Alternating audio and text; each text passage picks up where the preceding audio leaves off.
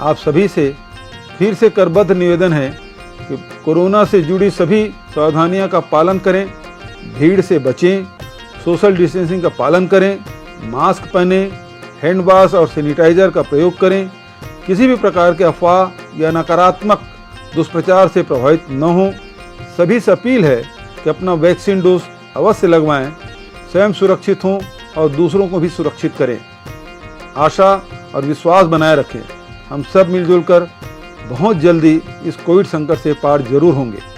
जय हिंद, जय छत्तीसगढ़। नमस्कार, मैं हूं डॉक्टर अजय साहब। दर्शकों, जैसा कि आपको पता है कि आज कोरोना की महामारी ने पूरी दुनिया को हिलाकर रख दिया है और कोरोना बीमारी से बचने का सबसे अच्छा इलाज सावधानी है।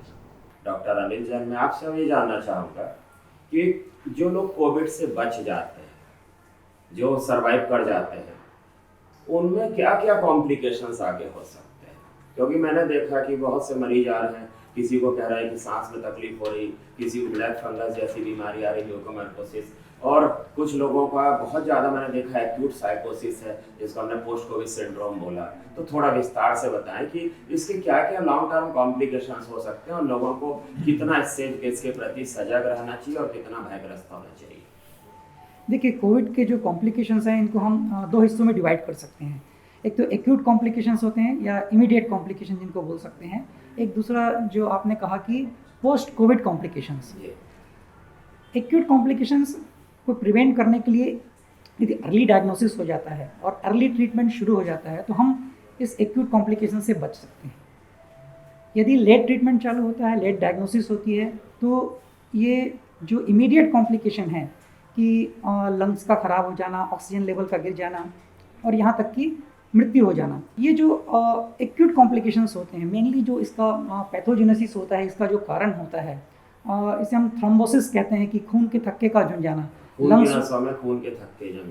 के थक्के का जम जाना। यूजुअली ये लंग्स को, फेफड़ों को प्रभावित करता है। अदरवाइज ये दूसरे अंगों में भी ये हो सकता है, हार्ट में, इवन ब्रेन में, या दूसरे अंग हैं इंटेस्टाइन में, पैंक्रियास में, ऐसा हो सकता है। क्योंकि अक्सर ये देखा गया है कि लोग आते हैं तो उनको अभी भी सांस में तकलीफ, भारीपन, बहुत ज़्यादा कमजोरी लग रही है।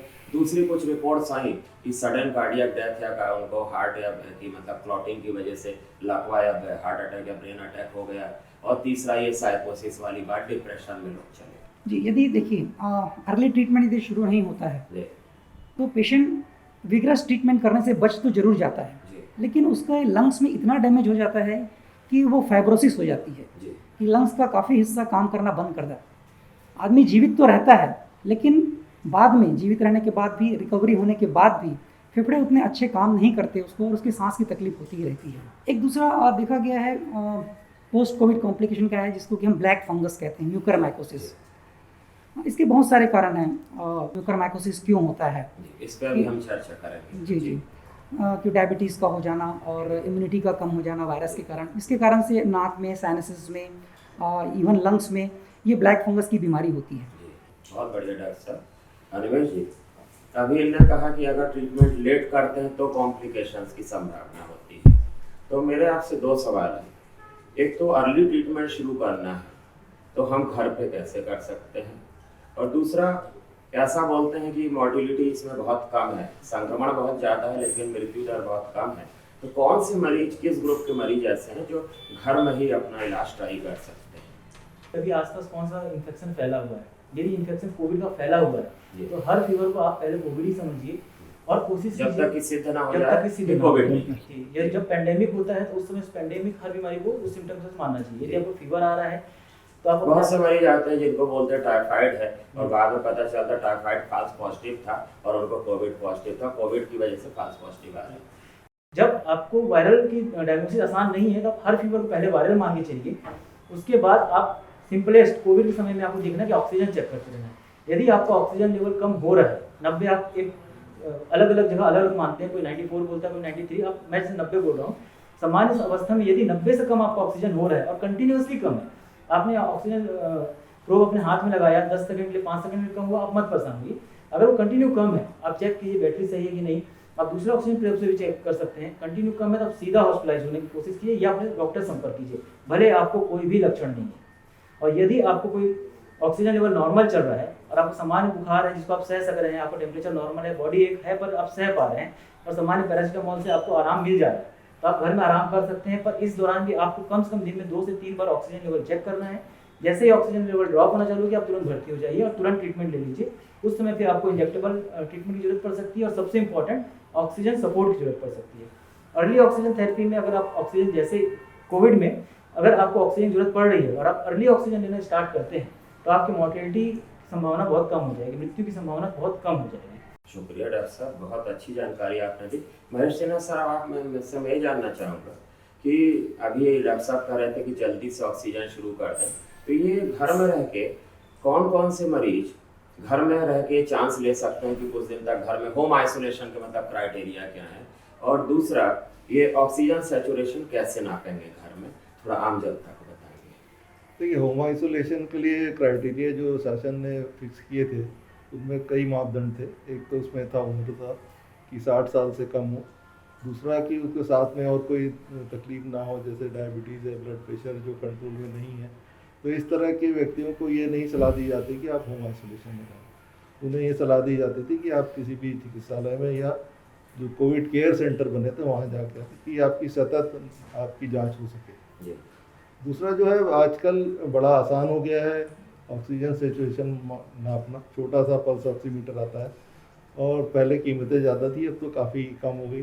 सरकार ने बीच में लोगों को बांटा भी है मुफ्त में कि वो घर में रह के अपना ऑक्सीजन नाप सकते हैं। सर, तो इसका मतलब ये है कि कोविड से बचने के लिए ऑक्सीजन का नापना और ऑक्सीजन थेरेपी एक बहुत इम्पोर्टेंट थेरेपी है। नागरकर सर, मैं आपसे जानना चाहूँगा कि अभी एक ब्लैक फंगस यानी म्यूकरमाइकोसिस बहुत अखबारों में हेडलाइंस में है और ऐसा बताया जा रहा है कि ऑक्सीजन थेरेपी का वो एक कॉम्प्लिकेशन है। तो किस तरह से ऑक्सीजन थेरेपी कॉम्प्लिकेट कर रही है, शरीर में कॉम्प्लिकेशंस पैदा कर रही, जो ब्लैक फंगस डेवलप हो रहा है, और ये किन किन अंगों को प्रभावित कर रहा है? जी, ये बहुत प्रैक्टिकल सवाल है क्योंकि ये कुछ महीनों से हम ब्लैक फंगस के बारे में सुनते आए हैं। इसको हम मेडिकल टर्म्स में म्यूकरमाइकोसिस कहते हैं, जो कि एक फंगल इन्फेक्शन है। और ये ऐसा नहीं कि पहली बार डिस्क्राइब्ड है, मेडिकल लिटरेचर में इसको काफ़ी सालों से डिस्क्राइब किया गया है।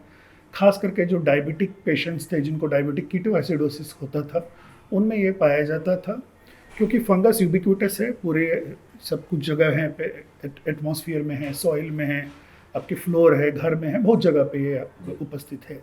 मगर इन्फेक्शन नॉर्मली नहीं कराता है, स्पेशली अगर जो इम्यूनो कॉम्पिटेंट है, मतलब जिनकी इम्यूनिटी नॉर्मल है, उनको ये इन्फेक्शन नहीं कराता।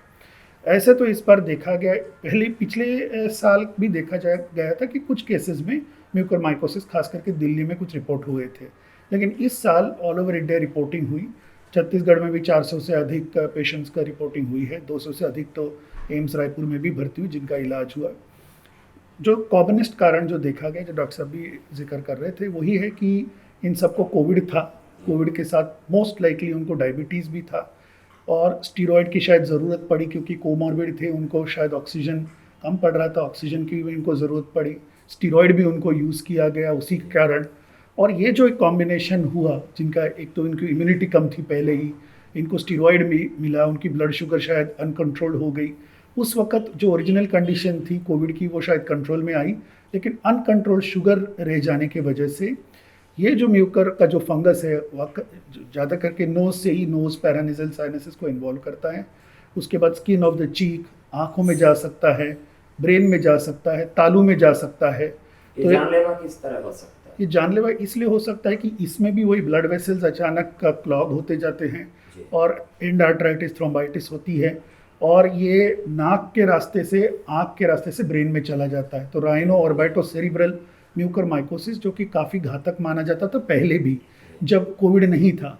इस बार तो कोविड के साथ लंग फाइब्रोसिस भी है, लेकिन प्रॉपर इसकी डायग्नोसिस, क्योंकि उसका टुकड़ा लेकर के कोएच स्मीयर, फंगल स्मीयर करवा करके और एक हाई डिग्री ऑफ सस्पिशन रख के डॉक्टर्स नेजल एंडोस्कोपी करते हुए इसका डायग्नोसिस बना लेते हैं और तुरंत उसको अगर पेशेंट को एडमिट किया जाए तो उसकी जो ओरिजिनल कंडीशन है, चाहे वो डायबिटीज़ थी, उसको कंट्रोल किया जाए, एंटी फंगल दवाई मतलब एम्फोट्रेसिन वो तुरंत चालू की जाए और सर्जिकल डिब्राइडमेंट जो कि एंडोस्कोपिक होती है या एक्सटर्नल या कंबाइंड तो डेफिनेटली ये इतनी उसकी जो मॉर्टेलिटी का जो डर था वो कंट्रोल में लाया गया है। जी सर, कि जो मरीज होम आइसोलेशन में है उनको कौन कौन सी दवाई दी जाती है, रिकमेंड की जाती है, जिससे वो घर में बिना हॉस्पिटलाइज हुए घर में बैठे बैठे खाना शुरू कर दें और वो ठीक हो जाए। तो कौन कौन सी दवाई आप एडवाइज करते हैं जो होम आइसोलेशन के दौरान मरीज ले सके अपने घर में?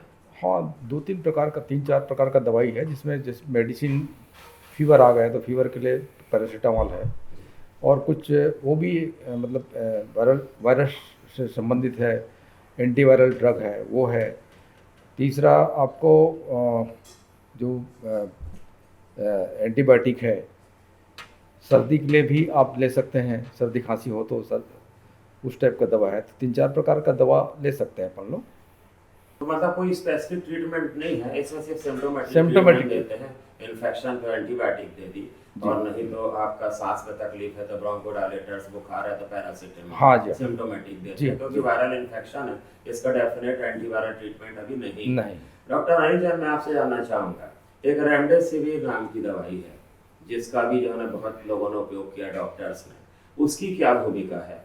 और कुछ लोगों ने स्टीरॉइड्स भी इस्तेमाल किया, वो आप कब रिकमेंड करें? देखिए, दोनों ही जो ड्रग्स हैं, एक एंटीवायरल रेमडेसिविर और स्टेरॉइड, दोनों ही यूज़फुल हैं, लेकिन एक पर्टिकुलर ऑक्सीजन लेवल पे, पर्टिकुलर स्टेज पे, डिजीज़ की स्टेज पे ही इसका यूज़ किया जाना चाहिए, है ना। जैसे कि रेमडेसिविर है, इसको हर मरीज को इसकी ज़रूरत नहीं होती है, सभी मरीज में इसका इस्तेमाल नहीं करना चाहिए। अधिकतर मरीज़ तो होम आइसोलेशन से ही ठीक हो जाते हैं।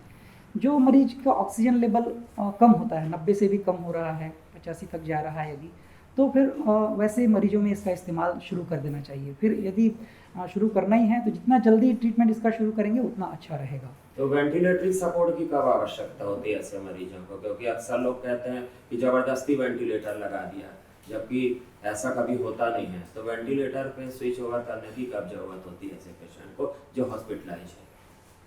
देखिए, कोविड जो इन्फेक्शन है ये मेनली लंग्स को अफेक्ट करता है। इंस्पाइट ऑफ सभी ट्रीटमेंट हम दे रहे हैं, स्टेरॉइड्स दे रहे हैं, रेमडेसिविर दे रहे हैं, उसके बावजूद भी कभी कभी ऐसा होता है कि पेशेंट की इम्यूनिटी यदि कम है तो लंग्स उसके बावजूद भी डैमेज होते हैं। तो ऑक्सीजन की रिक्वायरमेंट, शरीर में ऑक्सीजन की जो जाना चाहिए लंग से वो नहीं जा पाता है, ऑक्सीजन की रिक्वायरमेंट लगातार बढ़ती चली जाती है, लंग्स का डैमेज लगातार बढ़ते चला जाता है सभी ट्रीटमेंट देने के बावजूद भी। फिर एक ऐसा स्टेज आता है कि हमको फिर वेंटिलेटर सपोर्ट की ज़रूरत पड़ती है ताकि शरीर को पूरा ऑक्सीजन अच्छे से मिल सके। ऐसी स्थिति में जहाँ कि आप एक सामान्य ऑक्सीजन सिलेंडर से दे रहे हैं या ऑक्सीजन कंसंट्रेटर से दे रहे हैं, अगर उससे पेशेंट रिस्पॉन्ड नहीं कर रहा है बाईपैप सीपैप से, तो फिर आर्टिफिशियल वेंटिलेशन या वेंटिलेटर लगाना पड़ेगा। जी दर्शकों, हमारी कोविड और ये आने वाली तीसरी लहर के अंदेशे पर ये गंभीर चर्चा जारी रहेगी, लेकिन एक छोटे से ब्रेक के बाद।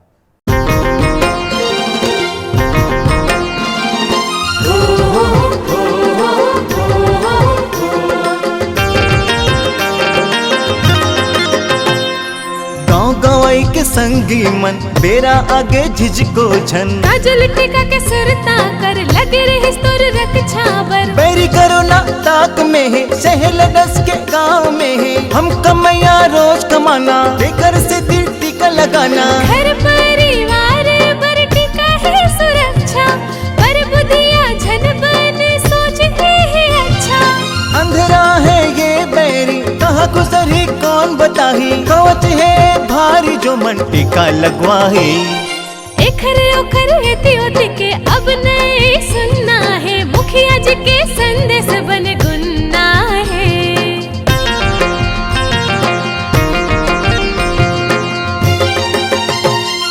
दाई दीदी भैया जन हो हम देवो देरीला, टीका हवे लक्ष्मण रेखा बाहर रख है बेरीला, नहीं टिके टिका के आगू कोविड मर खप जाही, मेला मड़ाई के सुगर दिन्हा बहुर के वापस आही, गाँव गवाई के संगी मन बेरा आगे झिझको झन, गाँव गवाई के संगी मन बेरा आगे झिझको झन। आप सभी से फिर से करबद्ध निवेदन है कि कोरोना से जुड़ी सभी सावधानियों का पालन करें, भीड़ से बचें, सोशल डिस्टेंसिंग का पालन करें, मास्क पहने, हैंड वॉश और सैनिटाइजर का प्रयोग करें, किसी भी प्रकार के अफवाह या नकारात्मक दुष्प्रचार से प्रभावित न हों।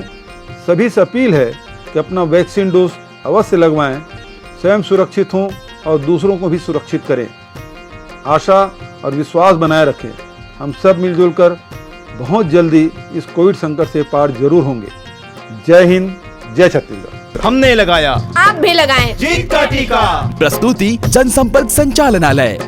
देखिए, वैक्सीनेशन हमारे इस प्लांट में 97% सिंगल डोजेज हो चुकी है, रायगढ़ में 100% हो चुकी है और सेकंड डोज वो 84 डेज़ का हो गया है अब, तो उसमें भी करीब 25 से 30% के करीब लोगों की हो गई है। तो वैक्सीनेशन हमारे यहाँ कंप्लीट है। कोरोना काल में आपका शासन को, आम जन को क्या सहयोग रहा, मैं ये कहना चाहूँगा, ये जानना चाहूँगा आपसे। जी बहुत अच्छा, बहुत मन से हमने किया और करीब 5,000-6,000 टन तो हमने ऑक्सीजन सप्लाई करी और विभिन्न देश के विभिन्न प्रदेशों में भी ऑक्सीजन हमने दी, जहाँ भी थी। दिल्ली में काफ़ी जगह हमने दी, पंजाब में दी, हरियाणा में दी, रायपुर में भी काफ़ी जगहों में दी, यूपी में भी भेजी। तो ऐसे करीब 7 प्रदेशों में हमने ऑक्सीजन को भेजा। महाराष्ट्र में बहुत भेजी हमने।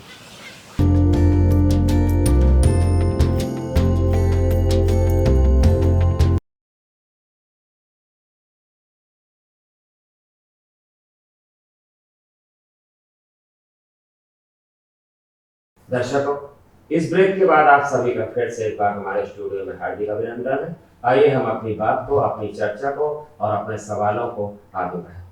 जग्गी भैया, मैं आपसे ये जानना चाहूँगा कि जो ये लॉकडाउन लगाया गया था, तो ये कोरोना के प्रचार प्रसार को रोकने में किस हद तक ये कारगर साबित हुआ, और क्या तीसरी लहर अगर आती है तो उसमें भी लॉकडाउन की जरूरत पड़ सकती है आपके हिसाब से? छत्तीसगढ़ चैम्बर ऑफ कॉमर्स के माध्यम से कलेक्टर साहब से और सीएम साहब से मीटिंग हुई थी। अमर परवानी जी उसमें बैठे थे। इन्होंने सुझाव दिया था, क्योंकि अभी तक हम लोगों ने जो देखा है उसमें ये माना है कि 14 दिन कम से कम कंटेनमेंट जोन दिया जाता है। तो अमर परवानी जी ने अपना प्रस्ताव रखा था कि अगर बंद करना है तो पूरे के पूरे मार्केट बंद होने चाहिए, चाहे वो सब्जी का हो, चाहे किराना का हो, चाहे कोई भी, क्योंकि 80% जो हमारे लोग बाहर निकलते हैं वो किराना और सब्जी के नाम से निकलते हैं। तो एक बहुत अच्छे विचारों के साथ हम लोग व्यापारी गण पूरे एक साथ इकट्ठा हुए और पूरा लॉकडाउन, मतलब पूरा लॉकडाउन किया गया। फुल लॉकडाउन के तहत ये किया और उसका रिजल्ट बहुत अच्छा आया, व्यापारियों के लिए भी और प्रदेश के वासियों के लिए भी। तो उससे जो अपना कोरोना वायरस हो रहा था उसकी संख्या में निरंतर गिरावट आई और इससे हम बहुत ज़्यादा सक्सेस हुए इस लॉकडाउन से।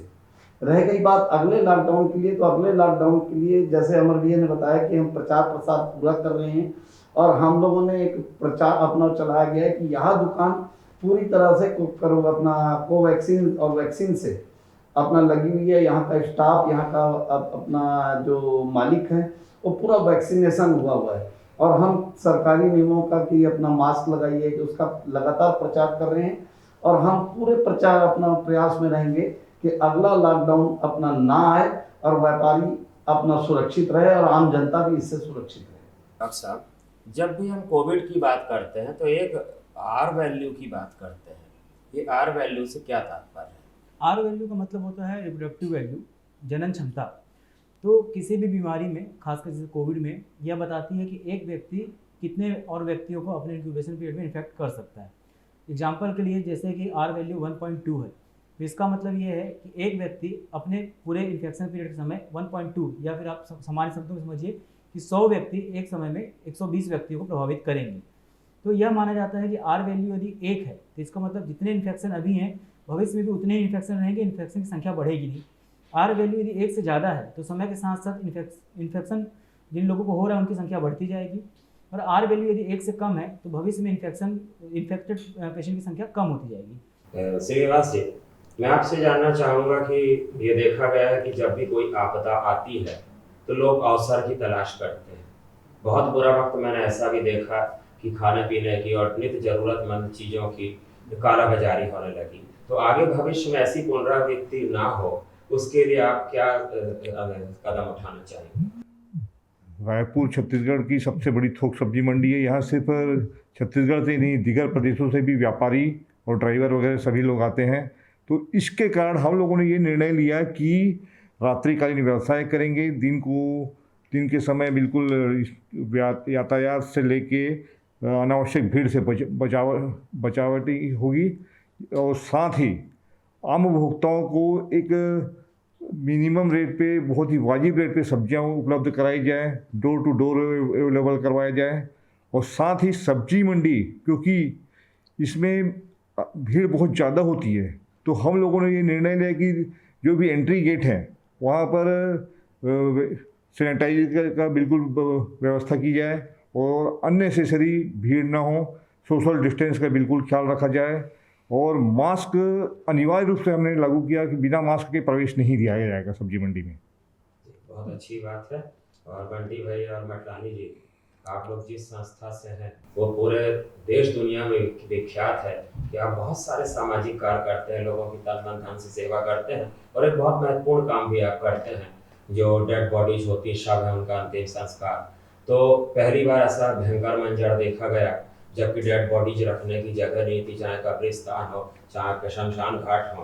तो वो जो मंजर आपने देखा, फेस किया, और जो आपके ऊपर मन में प्रभाव आया, उस प्रभाव को, उस दुख को आप आम जनता तक कैसे पहुंचाना चाहेंगे कि आगे उनका सहयोग रहे और ये दिन दोबारा ना देखना पड़े। उसके लिए थोड़ा सा लोगों को ट्रेड भी करना पड़ेगा, भावनात्मक रूप से भी उनको बताना पड़ेगा, क्योंकि आपने आंखों से मंजर देखा है। और मैं तो खुद एक डॉक्टर हूँ, मैंने देखा हर एक घंटे में एक आपकी गाड़ी दौड़ती थी सीरियस मरीज को लेकर, जो ऑक्सीजन तलाशते थे, एक नई उसमें डेड बॉडी होती थी या कोई अंतिम सांसें गिन रहा होता था। तो हम लोग तो बहुत द्रवित होते थे कि इंसान होने के नाते आप कैसे जनता को एक इमोशंस के चक्कर का लेके इमोशनली आप कैसे उनको बताएंगे कि आपको आगे कैसे सावधानी बरतनी ताकि ये पुनरावृत्ति दोबारा ना हो?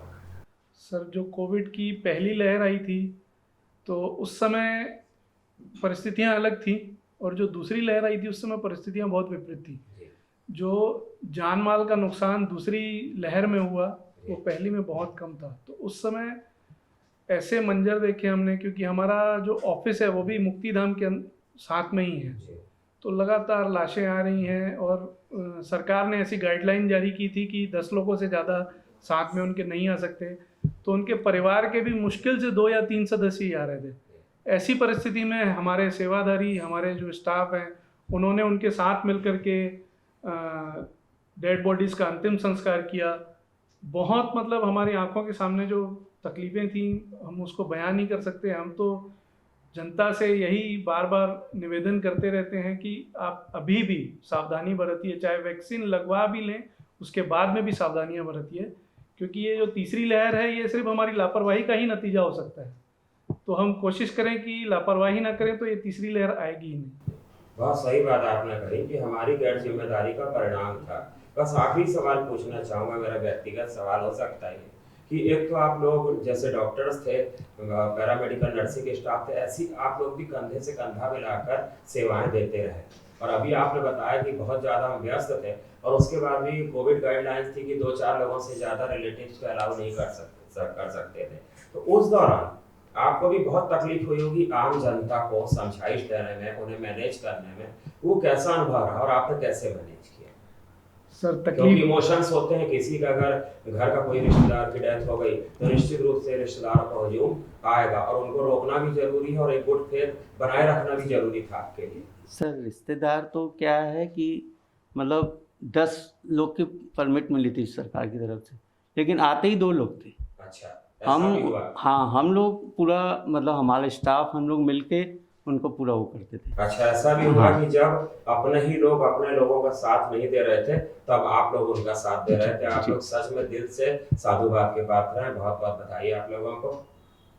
इसी के साथ हमारा आज का एपिसोड खत्म होता है। अगले एपिसोड में फिर मिलेंगे नई जानकारी के साथ, आप लोगों के साथ फिर से एक बार बैठेंगे और जो भी नई रिसर्च होगी आप तक हम पहुंचाएंगे। तब तक अजय साहब को आज्ञा दीजिए। नमस्कार।